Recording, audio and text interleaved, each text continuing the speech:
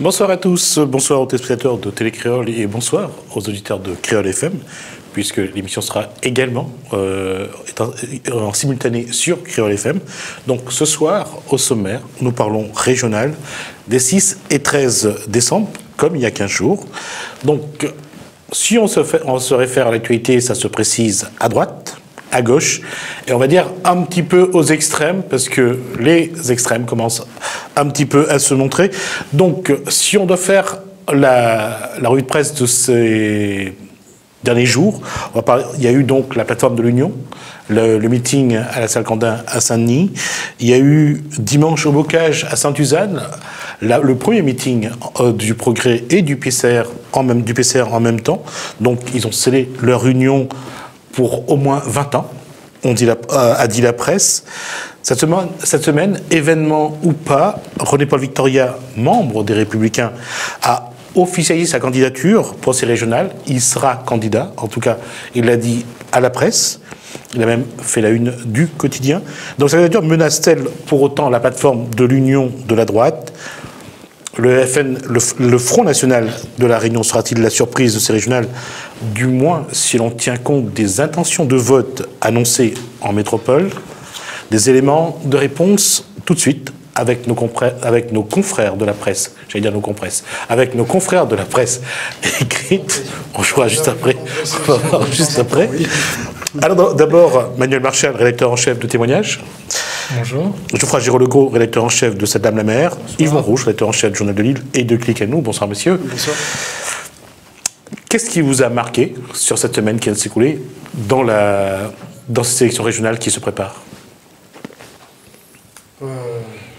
Ah bah, on voit que ça vous a marqué. Non, mais il faut dire que, je ne sais pas vous, votre impression, mais moi je trouve que ça ne s'emballe pas encore vraiment. Alors, parce il y a eu cette... alors on va essayer de prendre ça dans l'ordre chronologique. Oui. Le vendredi 25 septembre à salle Candin. Oui, il y a eu du monde pour Didier Robert, si on tient compte des chiffres avancés par l'organisation.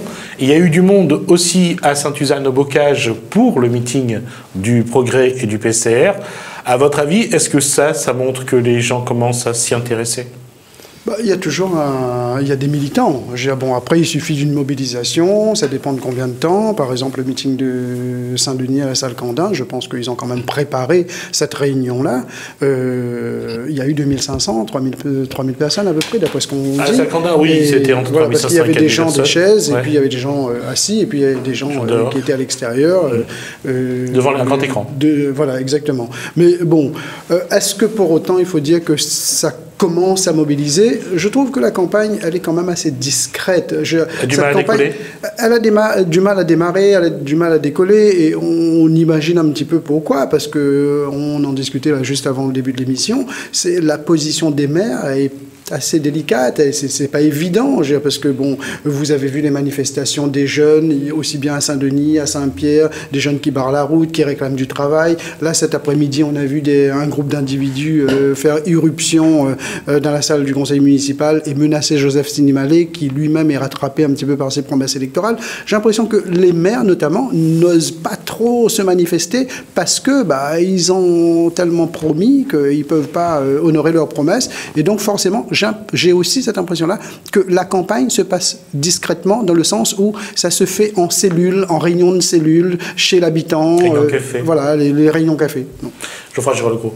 Je suis assez d'accord avec cette analyse. Ce qui est frappant, c'est que, si vous voulez, en général, l'élection régionale, c'est l'élection que les maires ont le moins intérêt à faire, et celle où ils ont le plus à perdre en réalité, à moins qu'ils soient eux-mêmes très bien placés sur la liste, ce qui est souvent pas le cas. Et là, effectivement, les marges sont très réduites. Il y a tellement de promesses qui ont été faites, on ne se rend pas compte. Pendant les départementales, ça s'appelle maintenant. Municipales, départementales. Voilà, c'est ça que, oui, bon. Et là, si vous voulez, on n'en est pas encore avoir tenu les promesses des municipales, juge pas les promesses des départementales.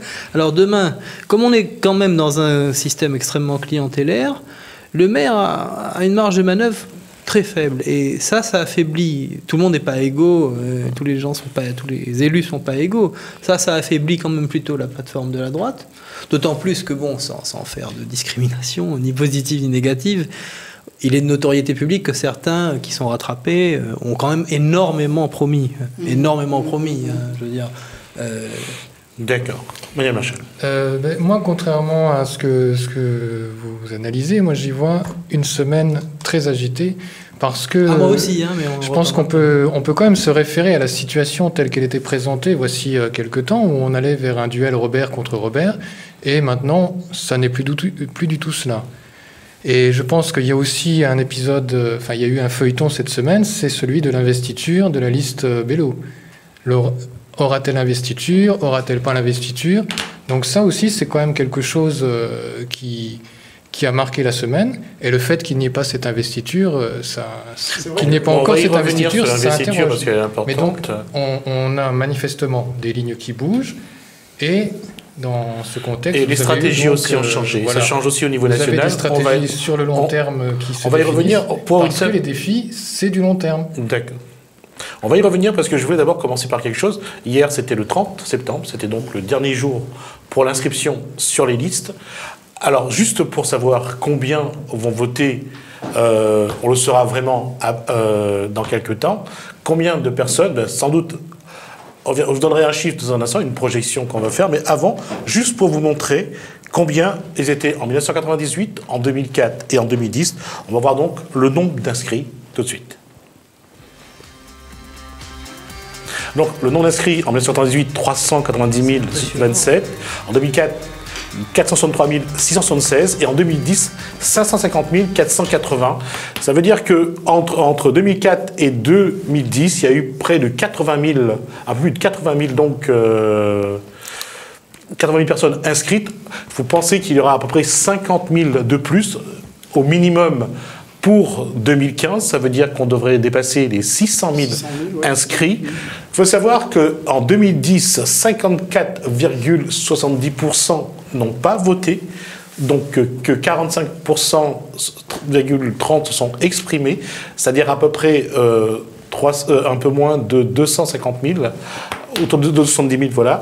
Donc, ce qui veut dire que si, en 2015, on arrive à la barre des 600 000 inscrits et que un électeur sur deux vote, on sera à 300 000. Pourquoi c'est important? C'est important parce qu'il faut 5% pour pouvoir fusionner, c'est-à-dire faire 15 000 voix au premier tour et faire 10% des exprimés, je dis bien des exprimés, faire 10% des exprimés pour être au second tour, c'est-à-dire faire plus de 30 000 voix. Ce qui est très important parce que pourquoi? C'est un lien avec la candidature de René-Paul Victoria, qui aujourd'hui est rentré dans le jeu des régionales.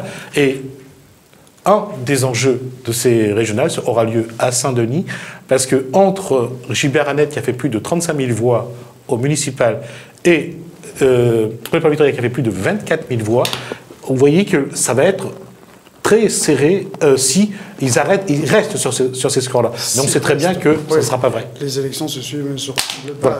Surtout au régional. Oui, surtout au régional. On l'a vu, les gens n'ont pas beaucoup voté, c'était en 2010. C'est les chiffres que tu viens d'annoncer. Mais pareil, vu ce qui se passe, on sent quand même qu'il y a une espèce de désintéressement de la population de plus en plus de la politique. Mais après, tout dépendra effectivement de la mobilisation des élus sur le terrain, des têtes de liste, des colistiers. C'est vrai que, comme tu l'as rappelé aussi, il faut faire 5%. Tu l'as dit, ça c'est pour pouvoir fusionner au second tour. Et là, tu donnes l'exemple de René-Paul Victoria. On a très bien compris maintenant pourquoi il se présente, parce que comme il avait été bordé par la plateforme d'Union de la droite, donc il se dit qu'il va présenter sa liste, parce que c'est quand même un ancien député maire de Saint-Denis, il va présenter sa liste en espérant faire au moins 5% pour pouvoir fusionner avec la liste de droite ou peut-être une autre liste, j'en sais rien, moi, peut-être une liste centriste aussi de Thierry Robert, si Thierry Robert fait plus de 10%, ou d'André Tanakoun, etc. Mais au moins pour sauver un siège, une place, d'accord? Au moins une place.